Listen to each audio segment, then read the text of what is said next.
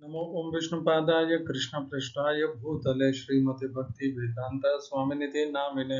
हरे कृष्ण कृष्ण कृष्ण हरे हरे, हरे राम राम राम हरे हरे।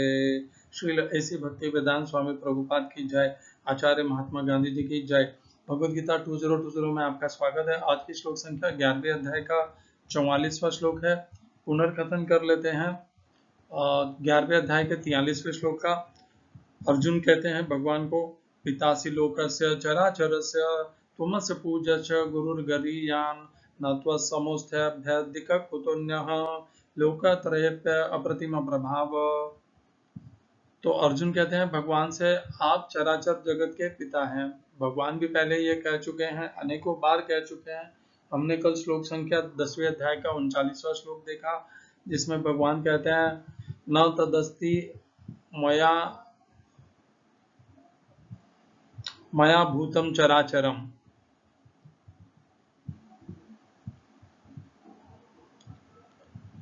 और अर्जुन कहते हैं कि आप ही गुरुओं के भी गुरु हैं। भगवद गीता एक ऐसा शास्त्र है, इसके बिना अध्यात्म और योग पूरा ही नहीं हो सकता है। और इस भगवद गीता को प्रदान करने वाले भगवान श्री कृष्ण हैं। जितने भी गुरु हैं वे भी भगवद गीता से ही ज्ञान प्राप्त करते हैं। वह भले किसी भी संस्था के, किसी भी मार्ग, किसी भी पंथ के हो, उन्हें ज्ञान, अध्यात्म का, योग का ज्ञान भगवद गीता से ही प्राप्त हुआ है। तो गुरुओं के भी गुरु हैं भगवान श्री कृष्ण। और अर्जुन कह रहे हैं कि उनके समान भी कोई नहीं है, ये तो निश्चित ही है। भगवत गीता केवल और केवल भगवान श्री कृष्ण ने दी। यह योग का ज्ञान भगवान श्री कृष्ण ने पहले विवस्वान को भी दिया और अब अर्जुन को भगवान प्रदान कर रहे हैं, और अर्जुन के माध्यम से हम सबको मिला। देखिए, भगवान ने जब विवस्वान को दिया, विवस्वान ने मनु और मनु ने इक्ष्वाकु को दिया, तो उसका हमारे पास में कोई भी अवशेष है नहीं जिसका हम लाभ उठा सकें। परंतु अब की बार द्वापर युग में जब भगवान ने अर्जुन को दिया, तो वह आज हमारे पास उपलब्ध है 700 श्लोकों के माध्यम से, 18 अध्याय के माध्यम से। भगवत गीता में संपूर्ण ज्ञान, योग शास्त्र, समस्त धर्म ज्ञान इसी में समाया हुआ है, इन संक्षेप में 700 श्लोकों में। तो ये केवल भगवान श्री कृष्ण ही कर सकते थे। समस्त शास्त्र उपनिषदों को निचोड़ करके उन्होंने अमृत तुल्य इस भगवत गीता को प्रदान किया है, और कोई इस भगवत गीता जैसे दिव्य ज्ञान को प्रस्तुत नहीं किया है और न कर सकेगा। आज की भी परिस्थिति यह है कि मनुष्य तो इसे पूरा समझ ही नहीं पाता और इसको अपने जीवन में पूर्णतया अपना भी नहीं पाता। केवल और केवल महात्मा गांधी जी एक ऐसे हैं जिन्होंने भगवत गीता को मूर्त रूप से अपने जीवन में, उसका व्यवहार में उसका प्रयोग किया। अब बाकी अन्यों ने भी किया, गुरुओं ने भी किया, परंतु जिस प्रमाण में महात्मा गांधी जी ने किया, उस प्रमाण तक किसी ने आज तक भगवत गीता को अपने जीवन का आधार नहीं बनाया है।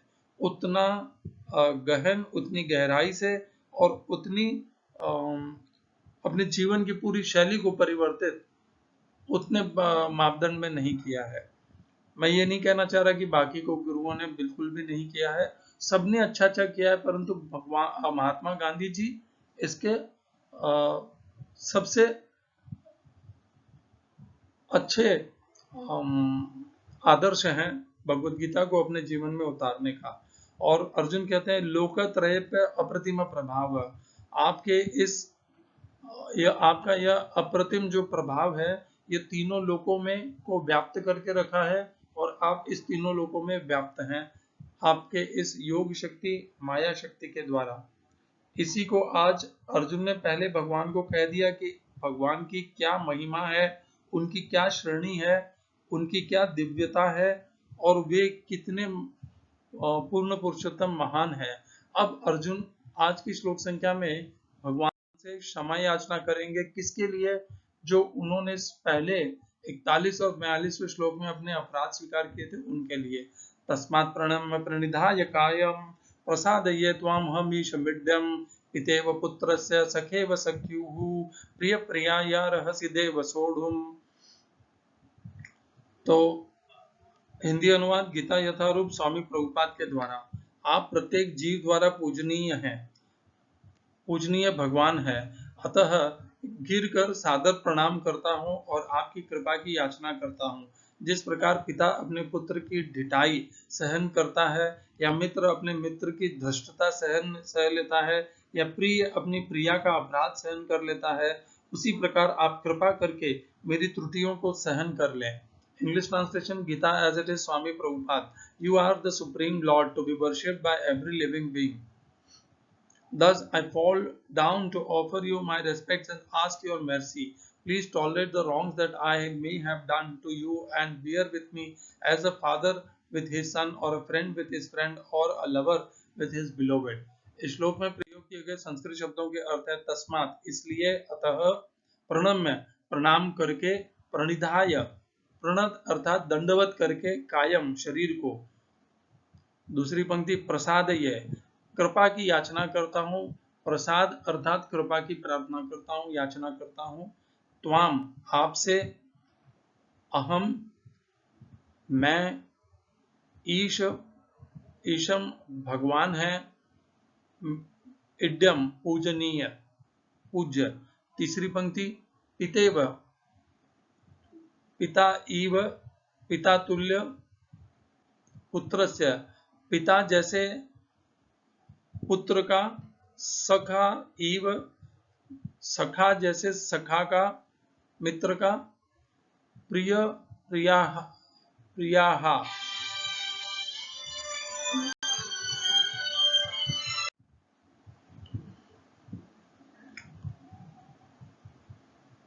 प्रिय प्रियाः प्रेमी प्रिया का, अर्हसि आपको चाहिए, देव हे देव मेरे प्रभु, सोढ़ुम सहन करना, क्षमा करना। इस श्लोक का तात्पर्य गीता यथारूप स्वामी प्रभुपाद के द्वारा। कृष्ण के भक्त उनके साथ विविध प्रकार के संबंध रखते हैं। कोई कृष्ण की पुत्रवत, कोई पति रूप में, कोई मित्र रूप में, या कोई स्वामी के रूप में मान सकता है। कृष्ण और अर्जुन का संबंध मित्रता का है। जिस प्रकार पिता, पति या स्वामी सब अपराध सहन कर लेते हैं, उसी प्रकार कृष्ण सहन करते हैं। ओम अज्ञानतिमिरन्धस्य ज्ञानाञ्जनशलाकया चक्षुरुन्मीलितं येन तस्मै श्रीगुरुवे नमः। एकं शास्त्रं देवकीपुत्र गीतम्, एको देवो देवकीपुत्र एव, एको मंत्रस्तस्य नामानि यानि, कर्मापेकं तस्य देवस्य सेवा। हरे कृष्णा। तो अर्जुन ने 41 और 42वें श्लोक में भगवान से कहा कि अर्जुन ने भगवान को मित्र माना और भगवान श्री कृष्ण की महिमा को नहीं जाना, और नहीं जानते हुए सोते, उठते, खाते और टहलते हुए अकेले और मित्रों के साथ में उनसे अनेकों अपराध हुए। भगवान के प्रति भगवान का उन्होंने अनादर कर दिया, मित्रवत समझ करके ऐसी भूल हो गई। और अब वह भगवान की वास्तविक स्थिति जानते हैं, जो उन्होंने 11वें अध्याय के 43वें श्लोक यानी पहले श्लोक में, इससे पूर्व वाले श्लोक में, क्योंकि वो तो भगवान श्री कृष्ण उनके मित्र तो हैं, परंतु उससे कहीं ज्यादा महत्वपूर्ण यह है कि वे तो तीनों लोगों चराचर जगत के स्वामी हैं, और गुरुओं के भी गुरु हैं, और उनसे बढ़कर, उनके समान भी कोई, तुल्य भी कोई नहीं है, तो उनसे बढ़कर तो कोई होने का संभावना ही नहीं है। इस प्रकार भगवान श्री कृष्ण को पहचान करके अब अर्जुन को ग्लानि तो पहले ही हो ही चुकी थी। अर्जुन अब भगवान श्री कृष्ण की वस्तुतः श्रेणी पहचान चुके थे कि वे किस दिव्य श्रेणी पर हैं, दिव्यता के शिखर पर हैं। इसके जान करके अब अर्जुन, भगवान की पहले उन्होंने स्थिति अब उनके मन में क्या है वह बताई, और अब अर्जुन इस श्लोक में भगवान से क्षमा याचना कर रहे हैं, प्रार्थना कर रहे हैं, कृपा की याचना कर रहे हैं। तस्मात् प्रणम्य प्रणिधाय कायम, इसलिए प्रणम में प्रणाम करता हूं मैं आपको, प्रणिधाय शरीर को दंडवत लकड़ी के जैसे जमीन पर सुला करके, कायम शरीर को, प्रसादय कृपा कीजिए, याचना कर रहा हूं मैं आपसे, हे मेरे ईश्वर, हे मेरे पूजनीय ईश्वर। और अब अर्जुन, ये प्रभुपाद ने बहुत सुंदर रूप से बताया, कृष्ण के साथ कोई पुत्र का संबंध बनाते हैं माताएं, और जो पुरुष होते हैं वो सखा का संबंध बनाते हैं, और कुछ पिता भी पुत्र का संबंध बनाते हैं, और कुछ युवतियां भगवान से प्रेमी का संबंध बनाते हैं। तो इस प्रकार के संबंधों का इसमें गुरु का संबंध नहीं आया है। अनेकों लोग, जैसे मैं भी भगवान श्री कृष्ण को गुरु मानता हूं अपना, कृष्ण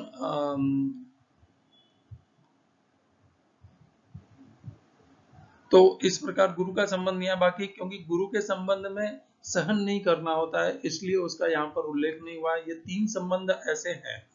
हर पिता को यह अनुभव होगा कि उसने अपने पुत्र के अनेकों न सहने योग्य अपराध भी सहन किए हैं और उन्हें क्षमा करता हुआ आगे बढ़ता गया है। मित्र की हमने अनेकों बार अपराध सहन करके मित्रता को खोया नहीं, और मित्र को संभाल लिया, मित्रता को भी संभाल लिया और मित्र को गले लगा लिया। यह हमने अनेकों बार किया है। और इसी प्रकार जब हमारी प्रेमिका या हमारा प्रेमी हमारे साथ समय पर नहीं आता, या हमें दिए हुए वचनों को पूरा नहीं करता, या हमारा अच्छे से सेवा नहीं करता, या हमें अच्छे से प्यार नहीं करता, तब वह भी हम क्षमा कर देते हैं। उसके कहे हुए कटु वचनों को भी भूल जाते हैं, क्योंकि हम अपने प्रेम को बचाना चाहते हैं, प्रेम की रक्षा करना चाहते हैं। तो इसी प्रकार अर्जुन भी कह रहे हैं कि भगवान श्री कृष्ण भी इसी प्रकार उनसे किए हुए अपराधों को सहन कर लें और अर्जुन को क्षमा प्रदान कर दें। इस प्रकार होता है भक्त और भगवान का व्यवहार। यदि भक्त से कोई भूल हो गई है तो भक्त भगवान से क्षमा याचना कर सकता है। जो भी भक्त और भगवान का संबंध है, उस संबंध के नाते वह मांग सकता है। शिष्य गुरु से क्षमा याचना कर सकता है, गुरु दंड भी दे सकते हैं और क्षमा भी कर सकते हैं, क्योंकि शिष्य और गुरु में अनुशासन महत्वपूर्ण है। इसलिए वहां पर ये सहन करने की बात नहीं आती। शिष्य को दृढ़ और गुरु आज्ञा का निश्चय रूप से पालन करना चाहिए, और इसीलिए उसे इस संबंध को यहाँ पर इस श्लोक में नहीं दिया गया है। अपने जीवन में आप भी इसे अपनाइए। यदि आप माता या पिता हैं तो पुत्र के प्रति क्षमा भाव रखिए। पुत्र छोटा हो आयु में, नन्हा बालक हो या वयस्क भी हो, तब भी आप उसके प्रति, वयस्क हो जाने के पश्चात भी आप उसके प्रति क्षमा का भाव रखिए। आपका मित्र भले बालपन का हो, युवावस्था का हो, अत्यंत शिक्षित हो, तब भी उसके किए हुए अपराधों को आप क्षमा कर दीजिए। तभी आप भी सुखी रहेंगे और वह भी सुखी रह पाएगा। मित्र से अनबन, अपने पुत्र से, पुत्री से अनबन, अपने प्रेमी प्रिय से अनबन, यह आपको भी दुखी करेंगे। आप कभी सुख का और आनंद को प्राप्त नहीं कर पाएंगे। और ये संबंध ऐसे हैं जिनमें हमें क्षमा करते ही रहना चाहिए। बारंबार करना पड़े तो भी हमारे ऊपर यह उत्तरदायित्व है कि इसे हम बार बार भी क्षमा कर दें। तो यदि आपने जीवन में कोई गांठ बांध रखी है अपने पुत्र पुत्री से, या अपने मित्र से, या अपनी प्रेमी प्रेमिका से, तो उस गांठ को तुरंत खोल लीजिए और खोल करके संबंधों को पुनः जीवित कर लीजिए और उनका आनंद लीजिए। उन संबंधों को बिगड़ने भविष्य में कभी मत दीजिएगा, क्योंकि सहन और क्षमा, इन्हीं से ये जो रिश्ते यहाँ पर जिनका उल्लेख अर्जुन ने किया है, ये उसी के आधार पर जीवित रहते हैं। हम मनुष्य हैं, हमसे भूल होगी और हम भी भूल करते हैं, और हमसे हमारे साथ वाले भी भूल करते हैं। इस प्रकार इन रिश्तों की नाजुकता को बचाने के लिए, इनमें प्रेम और आनंद को रखने के लिए हमें क्षमा का भाव सदैव धारण करना चाहिए। क्षमा, और इसी प्रकार आगे बढ़ सकते हैं। अब आप कई बार ये भी बोल सकते हैं, कितनी बार क्षमा करूं, रोज यही होता है, मैं तंग आ गया हूं। ये संबंध ऐसे ही हैं।